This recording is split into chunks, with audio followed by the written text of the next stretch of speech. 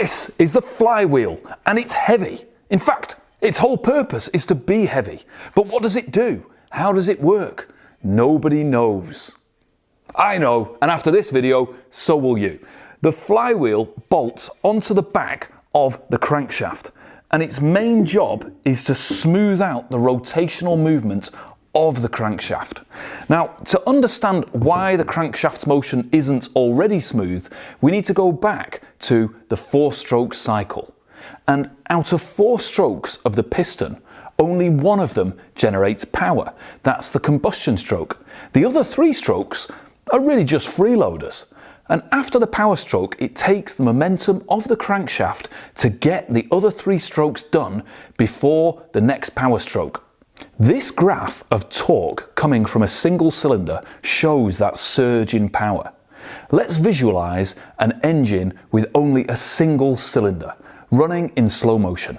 The power stroke fires, propelling the crankshaft around and the piston down the cylinder, and then back up on the exhaust stroke, down again on the intake stroke, and we're losing momentum here, back up on the compression stroke. Come on, and boom! Another power stroke. And it was a real struggle to get around that whole cycle. Obviously, I've exaggerated this, but you can see that the rotational velocity of the crankshaft varies as we go around. And if there isn't enough momentum for the crank to be carried back around to another combustion stroke, the engine stops. And that's exactly what happens when a car stalls. But even if we get around the whole process, we still have power which is pulsing and surging, and this is bad for the transmission, it's bad for the engine, and it's bad for the driving experience. Let's go back to our little single-cylinder 4-stroke engine and see how adding our flywheel improves things.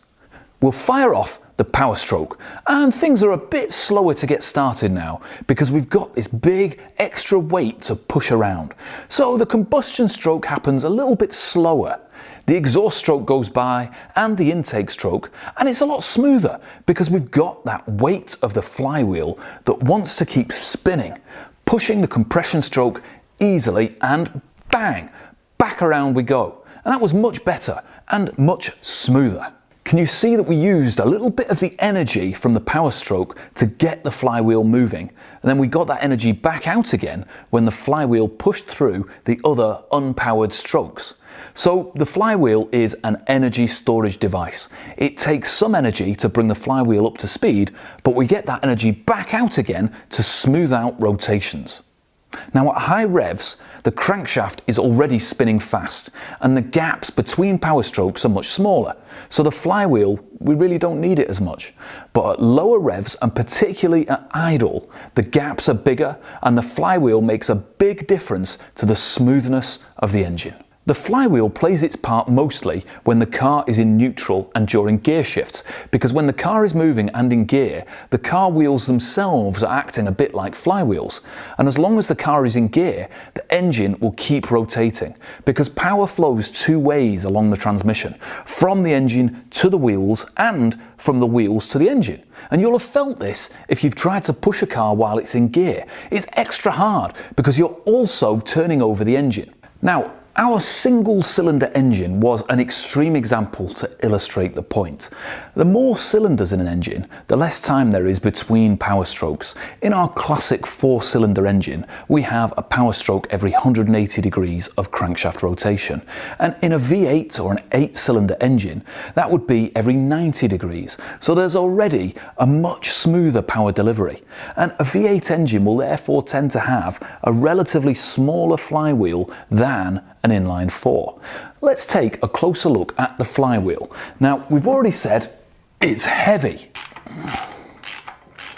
Now, the flywheel bolts directly onto the crankshaft here, and it's critical that these bolts are torqued up correctly and that thread lock is used because we absolutely don't want the flywheel coming loose.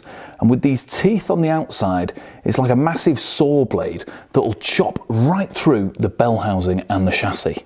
Now, there are a few seemingly random holes drilled into the surface here, and those are to balance the flywheel.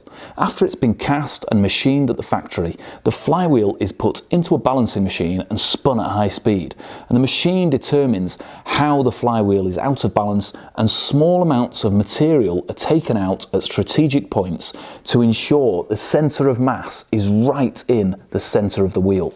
And we've seen these same types of balancing holes on the crankshaft. The crankshaft and the flywheel will usually also be bolted together and then balanced as a whole assembly. So when a flywheel is removed, it should be refitted in the same orientation that it left the factory, and that might mean making some marks on here so that you know where it was. Now, around the outside of the flywheel are teeth, and these teeth are engaged by the starter motor to turn the engine over and get it started. We'll look at that more when we talk about starter motors. And finally, the flywheel is what connects through the clutch to the transmission. And this smooth surface on the flywheel is the friction surface that the clutch grips. That's again something for when we get on to talking about clutches. Well, there isn't much else you need to know in order to get your PhD in flywheels. You'll come across talk of lightened flywheels, and this is where the mass of the flywheel has been reduced from the original engine design. You remember how we talked about flywheels being most needed at low revs and in neutral? Now, this is when this extra inertia of the flywheel really helps to smooth out an engine. But the price to be paid for this smoothness is that the engine is less responsive. It's got this extra mass to speed up and slow down, and so the revs won't instantly increase or drop when we hit the throttle. The engine can be made a bit more responsive by using a lighter flywheel, but it will be rougher at idle and it's going to take a bit more throttle and clutch control to prevent stalls.